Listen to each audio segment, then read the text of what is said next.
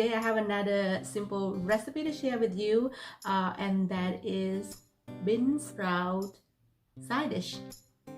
It is part of the Korean side dishes. I was craving for Korean barbecue, and once again try to stay in because of the pandemic. We are quarantining as always. It's been over a year now.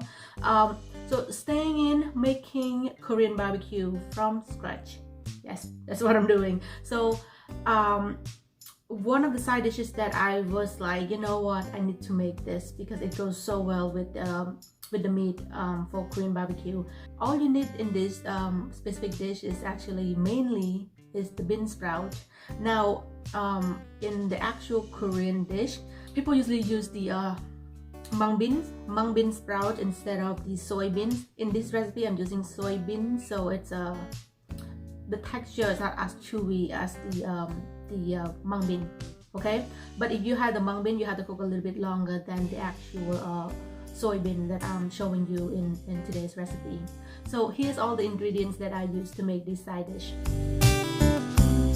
1 pack of bean sprout, 2 cloves of garlic, 1 scallion, 1 small piece of carrot, half a tablespoon of salt, 1 tablespoon of sesame oil, half a tablespoon of fish sauce, half a tablespoon of sesame seeds, just a sprinkle of chicken powder, hot pepper flakes. So for the chicken powder and the hot pepper flakes, they are optional. If you don't like spicy, don't use hot pepper flake. And if you don't have chicken powder, that is completely totally fine too.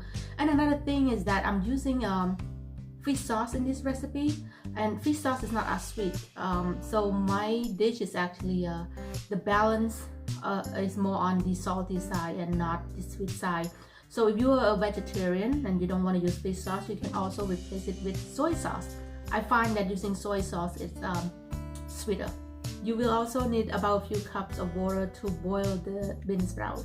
Now before you boil the bean sprout, this is my #1 rule. Always wash it first. I wash it, I clean it before I boil the bean sprout. And for the boiling part, bring the water up to the boiling point first before you add the sprout in, and add half a tablespoon of salt.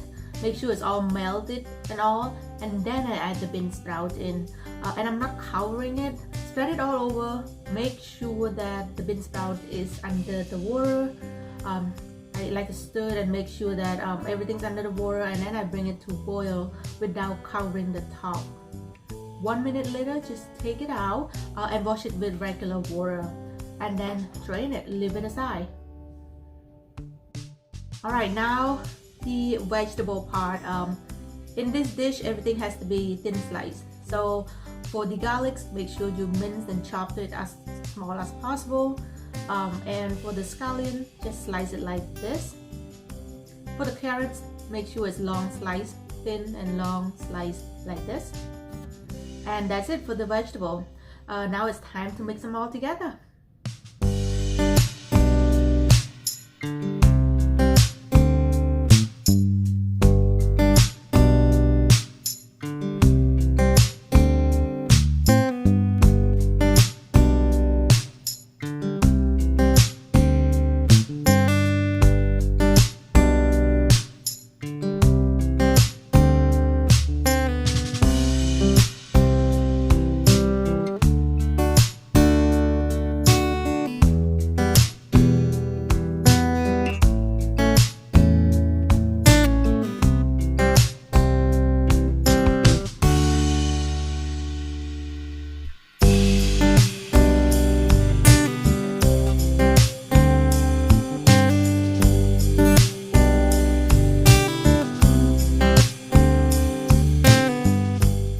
So it did not take long at all for me to mix all of this together, but just make sure that you put the pepper flake at the end, and that is actually optional. If you don't like spicy, you don't have to put it in. Taste it out as you go. That's my #1 rule with food. Sometimes it might not be salty enough depending on your fish sauce. Some people also add a little bit more salt to it.